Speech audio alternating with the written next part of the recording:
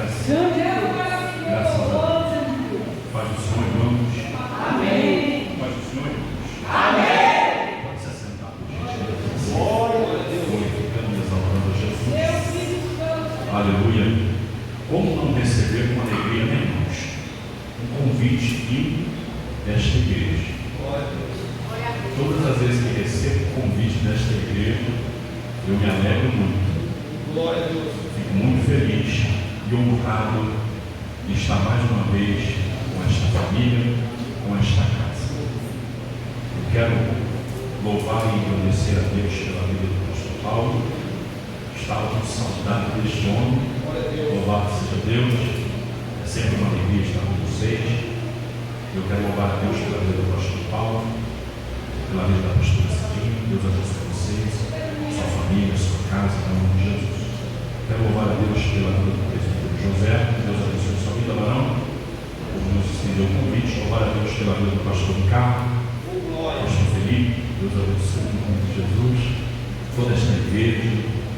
Joãozinho, Deus abençoe a gente em nome de Jesus. E todos os irmãos, em nome de Jesus. Deus abençoe. Louvado seja Deus. Glória a Deus. A última vez que eu vi ele, eu falei assim: eu não te vejo lá, mas eu vou lá quase. Dificilmente eu não vou lá, quase todo mês eu estou lá no vídeo de lá. Lá para mim, semana. Eu já estou vendo ele aqui. O nosso irmão não gosta de chamar as pessoas pelo apelido, principalmente da igreja. É Fernando, né? Mas eu vou chamar do. Não pode, né? Logo pode. Então, o irmão Fernando Doloro é mais fácil. É sempre uma honra. Deus abençoe. Glória a Deus. Servo do Senhor. Mas já visto aqui o seu irmão, o pastor Daniel, é um grande amigo meu, em nome de Deus, que sempre me ajudou e estendeu as mãos para mim nas horas mais difíceis da minha vida. Eu louvo a Deus pela vida dessa família também. Louvado seja Deus. Eu quero ser breve, irmãos, mas eu quero aqui ministrar aquilo que Deus colocou no meu coração e compartilhar com você. Glória a Deus. Algo da parte de Deus, que o Senhor, Ele nos deu por ontem, quando a gente orava ao Senhor. Eu gostaria que você abrisse a sua Bíblia comigo, por gentileza. 1 Samuel, capítulo de número 1. Quero ler 2 versículos com a igreja. Louvado seja Deus. Quero louvar a Deus pela vida da minha esposa, nossa irmã Érica. Não tem sido fácil. Tem hora que a gente cansa, mas é pouco que a gente faz por tudo aquilo que Deus fez por nós. É pouco. Só que lembrar daquilo que Cristo sofreu no madeiro por nós. Não somos merecedores de tal graça. Não temos esse merecimento por tudo aquilo que Ele fez por nós. Então é pouco que nós temos feito pela obra do Senhor. Às vezes reclamamos, falamos que estamos cansados, que é tanta correria, mas é pouco. É muito pouco comparado com o que Cristo fez por nós. Então sacode a poeira e vai para cima, irmão. Sacode a poeira e continua caminhando. Sacode a poeira e vai para frente. Não para. Não para não. Porque eu tenho certeza que Deus tem preparado o melhor desta terra. 1 Samuel, capítulo 2. Aleluia. Capítulo 2, versículo de número 7. Capítulo 2, versículo de número 7. Eu gostaria que você abrisse sua Bíblia junto comigo. 1 Samuel, capítulo 2, versículo 7 diz assim: o Senhor empobrece e enriquece, abaixa e também exalta. 8. Levanta o pobre do pó, e desde o esterco exalta o necessitado. para o fazer assentar entre os príncipes, para o fazer herdar o trono de glória. Porque do Senhor são os alicerces da terra, e assentou sobre eles o mundo. Louvado seja o nome do Senhor. Abra sua Bíblia sem perda de tempo. 2 Samuel, capítulo de número 9. Louvado seja Deus.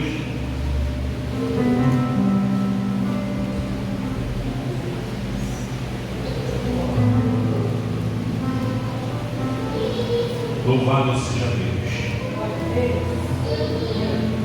Versículo de número 8, para a glória do Senhor Jesus, que diz assim: então se inclinou e disse: quem é o teu servo, para que você olhaste para ele,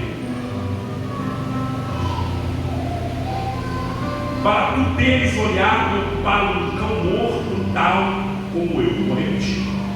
Então se inclinou e disse: quem é teu servo, para tu teres olhado para um cão morto tal como eu. Louvado seja Deus. Se assente, glorificando e exaltando o nome de Jesus, porque Ele está aqui para nos dar a grande vitória. Louvado seja Deus. Irmãos, nós estamos no quinto ano da nossa campanha 12 dias de clamor para 12 meses de vitória de Deus, de conquista, de vitória. Nós estamos consagrando este mês, neste quinto ano da campanha, o mês de maio. Louvado seja Deus. E eu tenho certeza que não só o mês de maio, mas todos os meses que virão à frente, Deus te capacitará. Deus te dará graça, te dará força, para que você possa continuar marchando rumo aos seus projetos, os seus sonhos e os seus objetivos. Pois bem, eu orava a Deus ontem e meditava na palavra do Senhor, e eu tenho por costume todas as vezes, antes de pregar, esmiuçar, ler e procurar um texto na Bíblia, não um texto que me traz mais facilidade para pregar, mas um texto que se identifique principalmente com o tema a qual é nos dado sobre a campanha para pregar.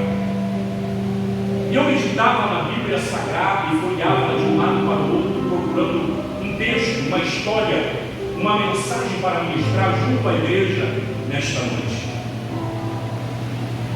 E por muito folhear a Bíblia, eu encontrei várias histórias, vários textos, e textos até que eu tenho facilidade em pregar. Mas eu orei a Deus e pedi a Deus que Deus me desse entendimento, graça, força, e me desse discernimento profundo acerca daquilo que a igreja queria ouvir, ou aquilo que a igreja precisava ouvir do coração de Deus. Aí então, irmãos, eu recordei dentro do meu coração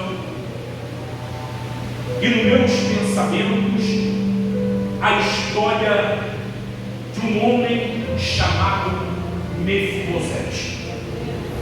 E em cima deste texto eu fui orar e fui pedir a Deus que Deus falasse comigo antes de falar com a igreja, porque eu aprendi como pregador e eu aprendi com os meus mestres que antes de Deus falar com a igreja e com o público que lhe ouve, Deus tem primeiro que falar com quem está ministrando ou com quem vai ministrar.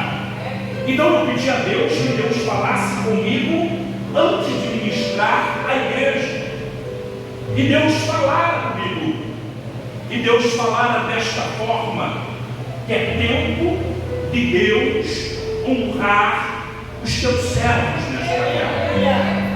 Chegou o tempo de Deus colocar por cima aquele quem Ele chamou, aquele quem Ele exaltou. Chegou o tempo de Deus trazer à memória aquele que Deus chamou para uma grande obra.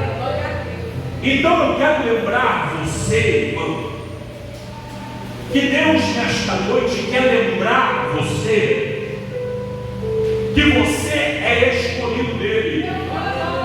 Que Deus quer lembrar você que Ele não esqueceu de você.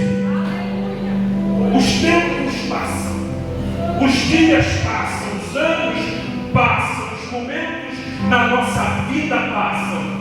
E esses momentos são feitos de desafios, são feitos de lágrimas, são feitos de conquista, são feitos de perca, são feitos de vale, são feitos de provações, mas em todos esses momentos, Deus não esquece dos teus escolhidos.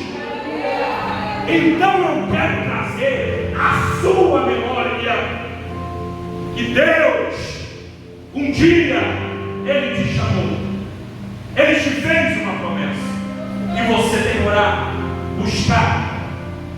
E eu quero dizer para você nesta noite, que não é uma mensagem clichê para que você possa pular, cantar, glorificar. Eu quero dizer como profeta, que Deus, Ele vai te honrar este ano na terra.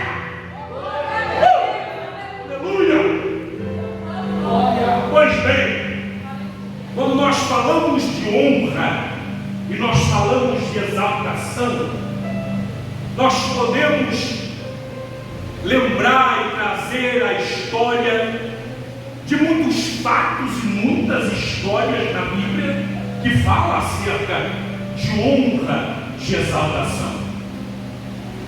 E por que não lembrar do texto em que li e compartilhei convosco no livro de 1 Samuel, no capítulo 2, quando se fala do cântico de uma mulher que achava que estava esquecida, de uma mulher que achava que os seus sonhos não iam se cumprir, de uma mulher que achava que a história dela estava fadada ao sofrimento, à depressão, que estava fadada, louvado seja Deus, à angústia.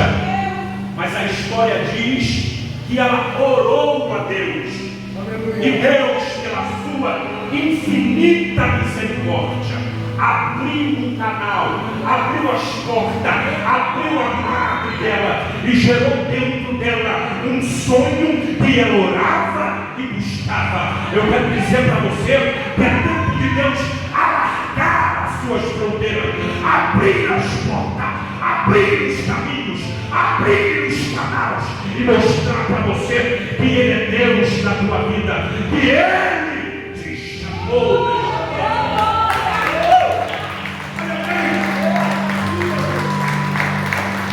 Eu poderia trazer à memória a história de um homem chamado Jefité, e a Bíblia diz, e ela deixa bem claro, que Gileade gerara Jefité.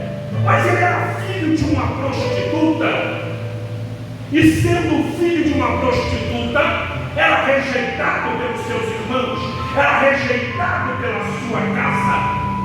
Mas a história diz que mesmo rejeitado pela sua casa, mesmo rejeitado pelos seus irmãos, mesmo fadado ao fracasso, mesmo fadado a decepções, mesmo fadado ao esquecimento, mesmo afadado ao clichê de ser uma pessoa que não tinha nada para oferecer, ainda assim a história diz que ele foi exaltado por Deus, que ele foi erguido por Deus, que ele foi maior que os seus irmãos, e os seus irmãos tiveram que reconhecer que Deus era na vida de Jefité.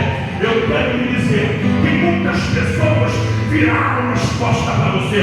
Esqueceram de você. Ou pensaram as pessoas, disseram para você que estava você fadado ao fracasso, que você não ia conseguir, que você nunca ia ser aquilo que você sonhava ser. Eu tenho uma mensagem profética para você. Eles terão o Deus que você serve, se prostrarão diante do Deus que você serve, se prostrarão diante da majestade do Rei da Glória, e você será exaltado e colocado por cima daqueles que te invejaram, daqueles que gravaram você, daqueles que deixaram você para trás. Deus vai te honrar. Eu poderia nesta noite falar de Jabes, aquele que a história diz que ele foi mais ilustre que os seus irmãos. E o que me chama a atenção nesse texto é que o texto começa a contar, pastor Paulo, a história de uma linhagem completa. Mas quando chega no nome de Jabes, abre-se um parênteses, para-se o texto, e o texto vai dizer que Jabes foi mais ilustre com os seus irmãos. Ele foi maior que os seus irmãos. Mas antes de falar que ele foi mais ilustre que os seus irmãos, ele estava o quê? Fadado ao fracasso também. Havia um clichê, havia uma história por trás da vida de Jabes.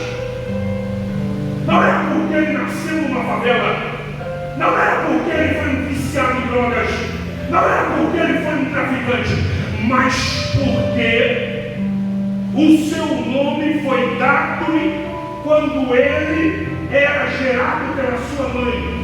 E a sua mãe, sentindo muitas dores de parto, ela olhou para a criança e o rejeitou. E disse: esta criança está fadada ao fracasso. Por isso eu vou lhe dar o nome de Jabes, que significa dor de parto. Ele me trouxe dores. Então a sua história era gerada, era falada, era contada que este traria trabalho, traria dores, traria complicações. Mas a história diz que Jabes recebeu a graça do Senhor e ele foi orar a Deus, e ele pediu a Deus que Deus lhe desse graça, alargasse a nossa fronteira, que Deus tivesse misericórdia da vida dele. Aí Deus vai fazer o quê? Deus vai exaltar a vida de Jabes. Deus vai colocar Jabes por cima. Fadado ao fracasso. Mas Deus, ele é especialista em mudar a história. Lembra de onde Deus te tirou? Lembra de onde Deus te resgatou? Lembra onde você estava quando Deus pegou você pelo teu pelo colarinho e disse: eu sou o teu Deus, eu te escolhi. E naquele dia você diz: eu não sei nem falar, como é que eu vou cantar? Aí Deus diz assim: abra a tua boca, eu vou colocar o louvor dentro da tua boca. Abra a tua boca, eu vou fazer você pregar, eu vou fazer você cantar. Quando Deus chama, ele se responsabiliza. Aleluia! Deus é especialista em mudar a história. Ainda que a ótica humana faça um decreto sobre a tua história, ainda que as pessoas te fadam ao fracasso, dizem que você é um fracassado, que não tem mais jeito para a tua vida, Deus vem e diz: tem jeito sim, eu vou mudar a história dele sim, eu vou exaltar ele sim. É como você vir para um culto desse com um problemão para resolver o mês que vem. É como você vir para um culto desse e com baita de um problema para resolver amanhã, e você não sabe nem como resolver. Aí você vem para um culto desse e diz: Deus, faz alguma coisa, muda alguma coisa, Deus, eu preciso de um milagre. Aí Deus de repente olha para o homem, e o homem está dizendo para você: não, mas adianta você ir no juiz, não adianta você ir no advogado, não adianta você ir na justiça, não adianta você ir nos médicos. Aí Deus diz assim: não precisa ir no médico, não precisa do advogado, não precisa ir no juiz. Venha nos meus pés, venha no meu lugar, e eu vou mostrar para você que é eu que mando, que é eu que assumo.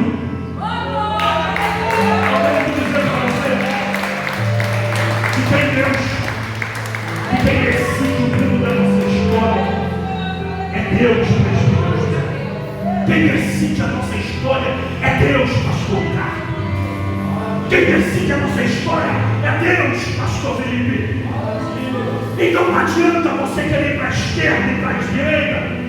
O homem faz planos aqui na terra, mas quem dá a última palavra é Deus. Quem decide é Deus, quem ordena é Deus. Então não adianta você inclinar o seu nariz, levantar o todo pé e dizer que vai fazer, e dizer que vai ir, e dizer que vai acontecer. Não é você quem dá a última palavra. Quem dá a última palavra é Deus. É claro que eu não quero roubar de você o único direito que ninguém pode roubar. É claro que eu não quero tirar de você o único direito que ninguém pode tirar, que é o direito de escolha. Isso ninguém tira de você.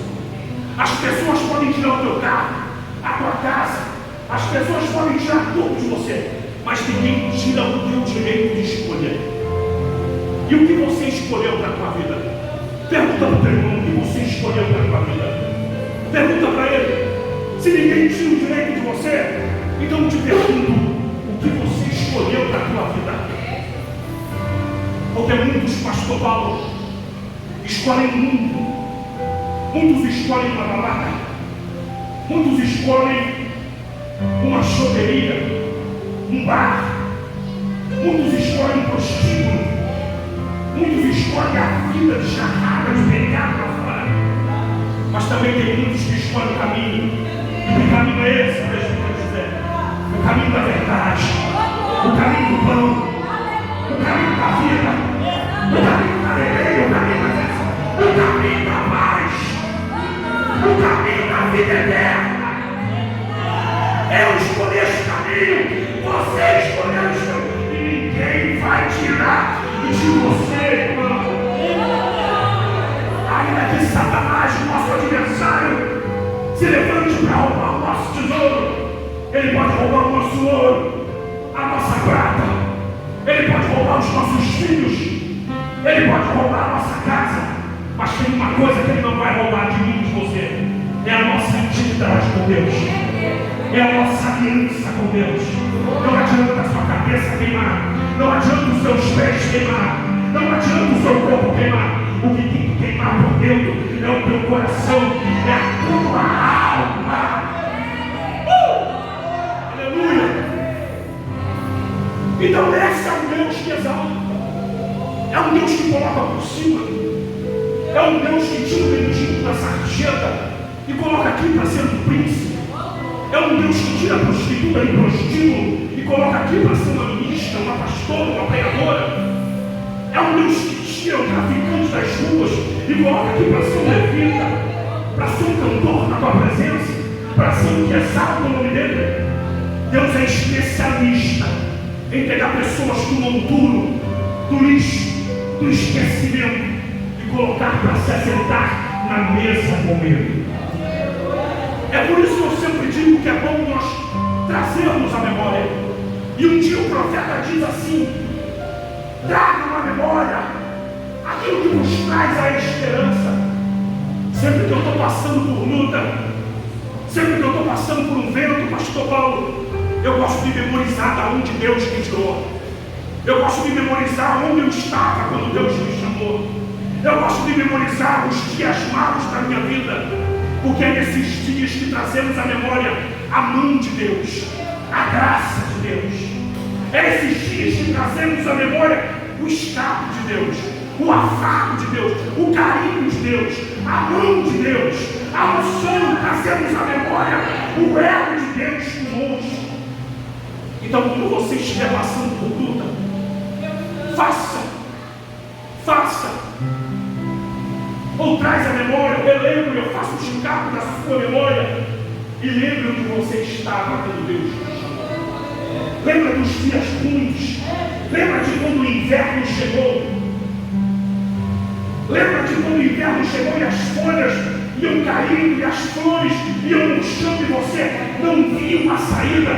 Mas Deus fez com que a primavera chegasse, brotasse as flores, aquela chuva caísse e o seu jardim voltou a florir, irmão.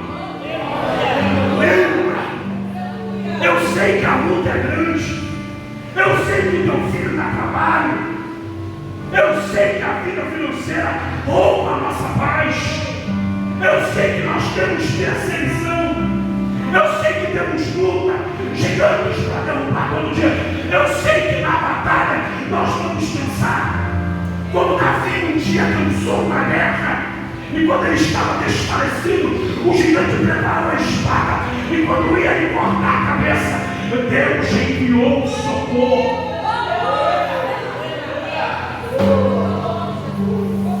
Chegará momentos na guerra que vamos cansar, irmão, que vamos pensar em desistir, que vamos pensar em voltar para trás. Chegará momentos na guerra que você vai olhar e vai dizer assim: agora eu vou morrer. Chegará momentos na guerra que você vai olhar e dizer assim: não aguento mais ser pastor de igreja, não aguento mais ser um obreiro na igreja. Aí o Senhor vai dizer assim para você: eu estou te enviando socorro na guerra, socorro na guerra. Eu estou enviando a pisar para cortar a cabeça dos grandes. Não pare. Se alguém decepcionou você, sacode a poeira e continua, irmão. Se alguém lhe feriu, sacode a poeira e continua, irmão. Se alguém virou as costas para você, continua, irmão. Se alguém lhe traiu, continua. Não pare para murmurar. Não pare para amaldiçoar. Mas faça como Paulo, continue a sua jornada. Porque a história diz em 2 Timóteo, na carta que Paulo vai escrever, ele está preso por Nero e ele está no corredor da morte, prestes a ser decapitado. E Paulo vai escrever uma carta a Timóteo e vai dizer assim: todos me abandonaram, todos me esqueceram. Chegou o dia do júri aqui e ninguém se apresentou para me defender. Timóteo, venha depressa, porque eu preciso de você, porque eu preciso de um carinho de um irmão, eu preciso de um abraço de um irmão. E a história diz, irmão, que mesmo prestes a ser morto e decapitado, Paulo ele vai continuar sua jornada dentro das mais loucas de Nero. Porque ele sabe que a sua recompensa não estaria aqui, que a sua recompensa está na glória. Estamos cansados de ver pessoas se promovendo em cima dos nossos altares. Estamos cansados de ver artistas, atores se promovendo em cima de altares. Quando eu falo de atores, eu falo de Nero, que pegava a sua harpa, subia em cima dos vales ou das montanhas de Cena e começava a denilhá-la. Aquilo era ser ator. O púlpito não é lugar de ator. Os altares da igreja não é lugar de artista. Os altares da igreja é lugar de homem de Deus, de mulher de Deus, que tem a voz para profetizar. É lugar de mulheres como Débora. É lugar de homens como Elias, como Eliseu, como Moisés, como João Batista, que não está preocupado com o promovimento, não está preocupado com a fama, mas está preocupado com o que Deus vai fazer na vida da igreja.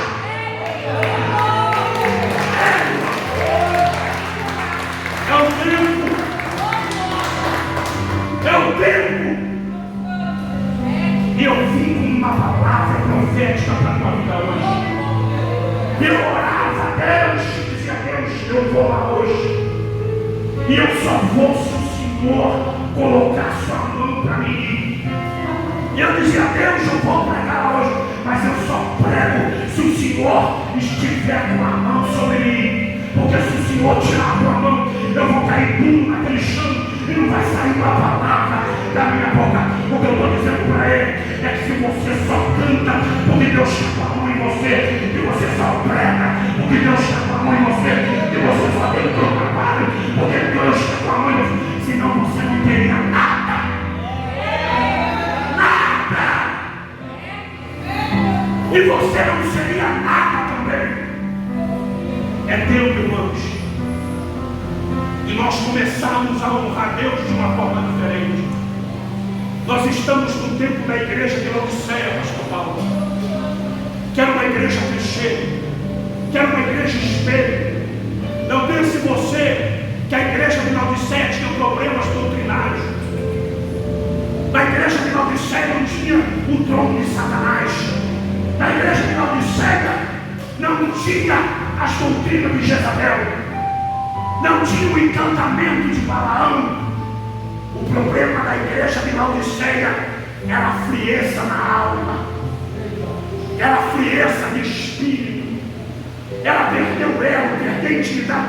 Quantas igrejas vivem como Laodiceia hoje?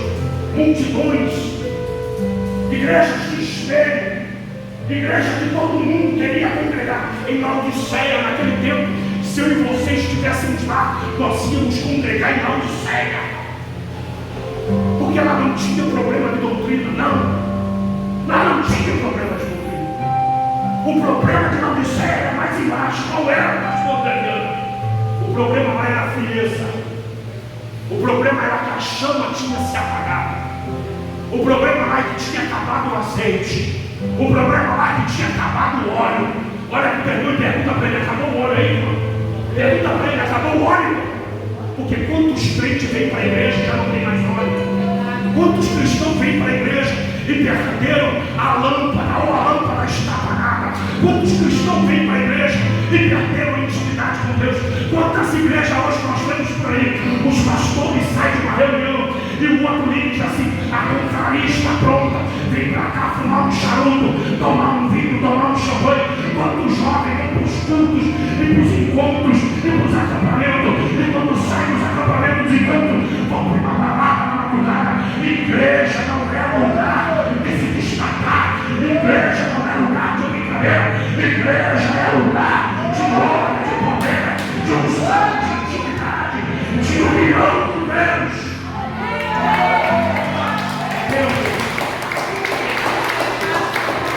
Deus vai nos dar o privilégio de nós nos assentarmos à mesa. E eu tenho certeza que este ano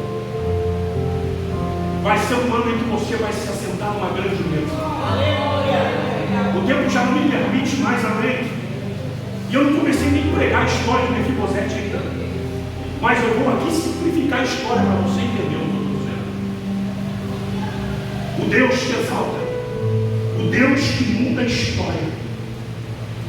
Independente se Lula está no governo, independente se Bolsonaro está no governo, independente se Donald Trump ou Bill Clinton, seja quem for, esteja no governo, independente se a potência maior do mundo seja as forças americanas, independente se o dólar está lá em cima ou lá embaixo, independente se o euro está lá em cima ou lá embaixo, independente se o yen está lá em cima ou lá embaixo, o Deus que faz, ele não olha nem para a direita ou para a esquerda, ele olha para o certo, que se ajoelha debaixo da graça dele, e ele coloca a mão e põe por cima. Eu não estou perguntando o tamanho da sua crise, irmão. Eu quero que você olhe para cima, olhe para baixo, olhe para dentro de você e pergunte para você mesmo: qual é o tamanho do Deus que você serve?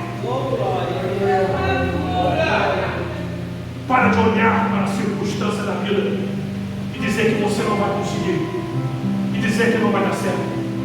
Se as pessoas dizem que vai dar certo, se as pessoas dizem que está tudo errado, que vai acabar mal, deixa dizer, porque vão engolir as próprias palavras dentro da boca e vão ver o tamanho do Deus que você serve e que exalta você. Olhe para mim, Mefibosete tinha tudo para dar errado, tudo. E por incrível que pareça, a história dele é tão linda, tão maravilhosa, que mesmo Deus tirando ele lá de uma terra de sofrimento e de esquecimento. Depois que Deus exalta ele, sabe o que mais me chama a atenção? É que ele viu um verdadeiro servo. É que ele viu um verdadeiro servo. Tem pessoas que quando Deus tira do esquecimento, e quando Deus exalta, esquecem de onde saiu. Não lembram mais de onde saiu. Tem pessoas que compram um carrinho 1.0 e acham que ele reina na vida, achando que o carro dele é um carro híbrido, elétrico. Parece. Tem pessoas que compram uma casa no Conceição e acham que eu ando. É verdade. Tem pessoas que ficam sócios delas e se acham coisa de pobre. É verdade. Tem pessoas que têm orgulho dentro do coração, que não sabem reconhecer a importância de uma amizade, que não sabem reconhecer um homem de valores. Tem pessoas que têm um rei, um Deus dentro da barriga, que basta Deus colocar uma brasa pequena na cabeça dele e ele se acha o dono do fogo. É porque ele prega melhor. Ele faz questão de desaparecer. Eu não quero aparecer. Pega uma melancia, mas não essa melancia que vem de Maré. Vai no Varejão, porque lá tem a melancia de Goiás, da Paraíba, que é a melancia maior. Coloca bem em cima da sua cabeça. E aí ele escreve o seu nome mesmo. Porque na igreja não é lugar de aparecer. Quem tem que aparecer aqui é Cristo. Quem tem que aparecer aqui é Jeová Jireh. Quem tem que aparecer aqui é Jeová Rafa. Quem tem que aparecer aqui é o meu patrimista. É o cordeiro vivo. Quem tem que aparecer aqui é o homem das mãos curadas. É o carpinteiro da cidade de Nazaré.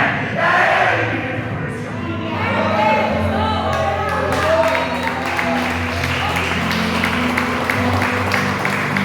O que me chama a atenção é que Mefibosete, pastor, assim, depois que Deus tira ele do monturo, é lindo isso. A gente se atenta para os outros pontos da história, que Deus preparou uma mesa, que Deus tirou ele de uma terra de esquecimento, que Deus deu tudo para ele de volta. Mas tem um ponto mais importante que muitas vezes a gente não se atenta. É que mesmo diante de toda circunstância, ele continua um servo fiel. Como é bom ter um obreiro que respeita o teu pastor. Como é bom ter um obreiro que valoriza o seu pastor. Como é bom ter um obreiro que é obediente à voz do teu pastor. Porque muitos obreiros que tem por aí, é mais fácil virar as costas e colocar uma faca no seu comando. Pessoas que eram os nossos amigos, que tinha uma aliança com a gente, de repente viram as costas e nós não servimos para ti. Porque não pense você que tem só bons amigos, tem os maus também, que te levam para o mau caminho, que te levam para um amigo, que ferem você pelas costas, que querem o teu mal. Existe isso. Mas a história diz, e a Bíblia diz, que os olhos de Deus contemplam tudo aqui na terra. E os olhos dele são como chama de fogo.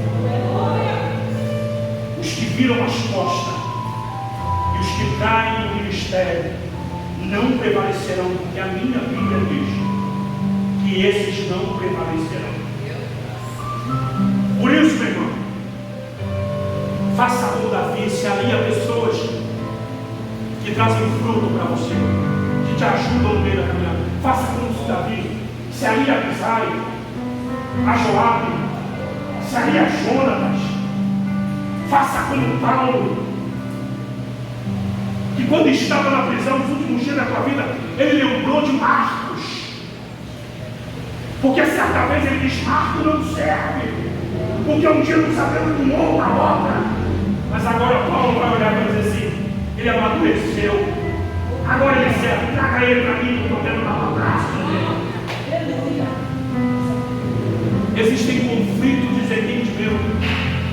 e eu não concordar com uma coisa que você diz, não é motivo de contenda, de rebelião. Não é. Quantas igrejas rebeliam, ou quantas igrejas brigam, desfaz amizade porque eu não concordo com o seu ponto de vista. Não concordar com o ponto de vista direito do seu, irmão. E isso não pode trazer contenda. Paulo não concordou com o ponto de vista de Barnabé, mas isso não fez com que Paulo deixasse a amizade com Barnabé. E aí Paulo vai dizer à igreja de Filipos, se não me falha a memória, que Barnabé era um exemplo a ser seguido. Mesmo discordância ministerial, nós temos discordância, mas o ministério, a obra tem que continuar, a obra não pode parar. Aleluia! Por isso, nesta noite, eu quero que você fique em pé neste momento. Eu sei que o pastor Paulo, os seus obreiros, o presbítero José, vai fazer um clamor aqui pelo mês de maio. Mas eu quero continuar com o que eu tenho que fazer aqui nesta noite. E eu peço perdão, pastor Paulo, porque já era para mim entregar o microfone 10 para as mãos. Eu fiquei muito tempo sem vir aqui, irmão. Então você vai ter que me dar uma colher de chá. Você vai ter que me entender um pouquinho, só um pouquinho. Só um pouquinho. Olha para ele e diga assim: vamos entender o irmão André Viana hoje. Diga para ele. Diga para ele, vamos entender ele hoje. Aleluia. Aleluia. Se tem uma coisa que eu aprendi, irmão, é respeitar aqueles que estão acima de mim. Eu não ouço conversas paralelas. Um dia alguém veio falar mal de pastores e de um pastor para mim. Eu disse para ele: irmão, você está perdendo o seu tempo. Porque eu não sou que nem uma pareira. Você está perdendo o seu tempo, porque se tem uma coisa que eu não faço é levantar contra um ministério pastoral. Independente de quem seja. Quem sou eu para se levantar contra o nome de Deus? Você quer falar? Fique falando sozinho, vire as costas e saia andando. Se alguém vier com conversa paralelas do seu lado, porque a mulher dele é chata, porque o marido dele é chato, porque o pastor é chato, sai andando, vira as costas.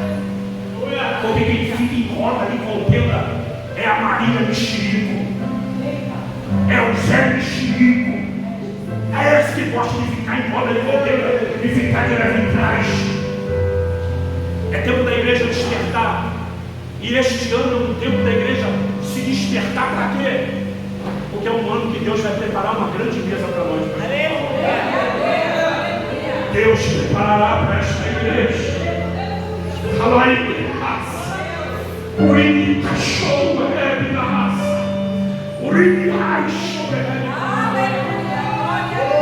Deus preparar para esta igreja uma grande mesa.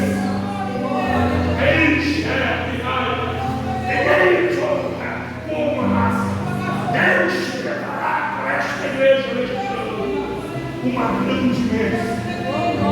Será um tempo em que Deus me revelará uma fachada, mas uma fachada diferente, com um estacionamento diferente e com um povo diferente que Deus está mandando. Deus manda vos dizer que muitos se envergonharão e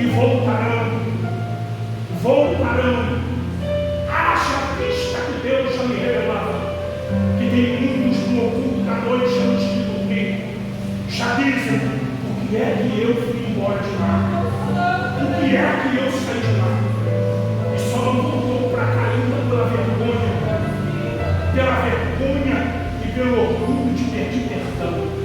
Mas assim diz o Senhor: Deus dissipará, Deus colocará em terras estranhas aqueles que nos levantaram contra o ministério e contra uma chamada. Deus dissipará aqueles que tentaram tirar a estaca de vossa tenda, porque o Senhor diz nesta noite que vos alargará a vossa tenda, vos alargará a vossa tenda e mostrará na terra que é Deus que honra e que prepara a grande mesa para esta igreja. mesa está preparada para este ano. O ano que passou foi um ano ímpar, mas o ano que vem aí é o ano par. E Deus diz assim que tem bênçãos que vão se repetir. E tem bênçãos que virá em um mês, e no outro mês virá de novo. E no outro mês virá de novo. E que no outro mês virá de novo. Vai contando, porque o rebanho virá do norte, o rebanho virá do sul, do leste, do oeste. O rebanho chegará, prepara o cajado, prepara a mesa, prepara o ano dessa mulher edificada. Porque o Deus de Israel é o Deus que prepara todas as coisas para aqueles que creem e creem diante da sua palavra. Assim é.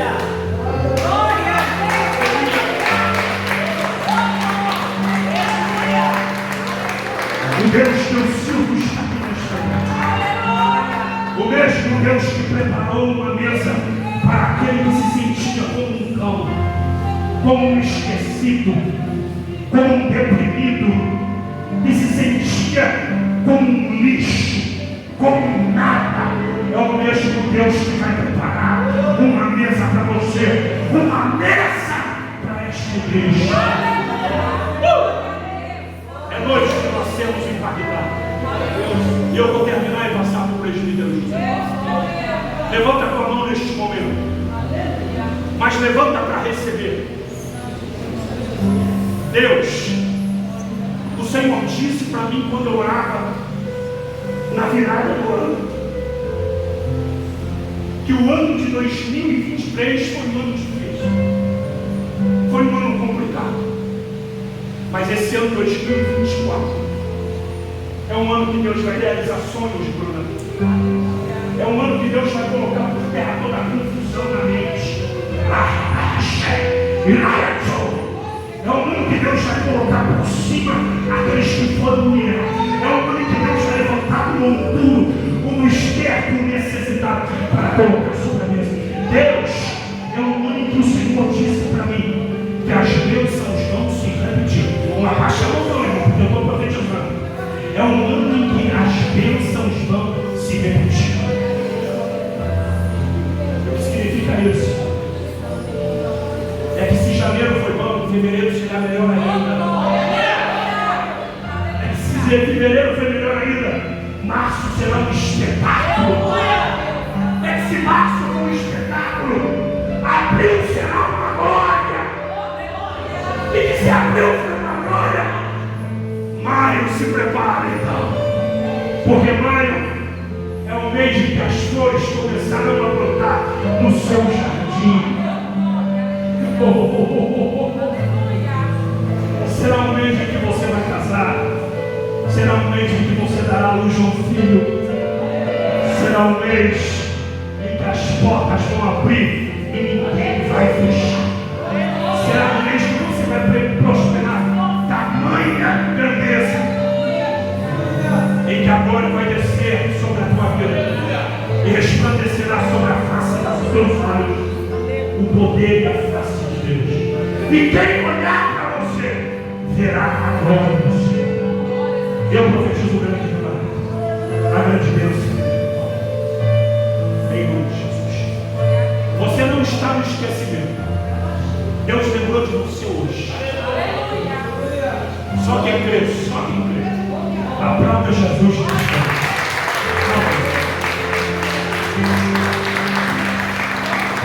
Deus abençoe a Deus. Deus abençoe os irmãos. Deus abençoe o meu mentor, meu pastor Paulo Lima. Estou com saudade de viajar com ele, porque está difícil. Está difícil. Viajar com ele é um mistério, porque eu pergunto, ele responde. Você pode perguntar qualquer coisa que ele tem a resposta. Segundo a palavra de Deus, ele tem todas as respostas. Perguntou, ele responde. Você pode viajar com ele.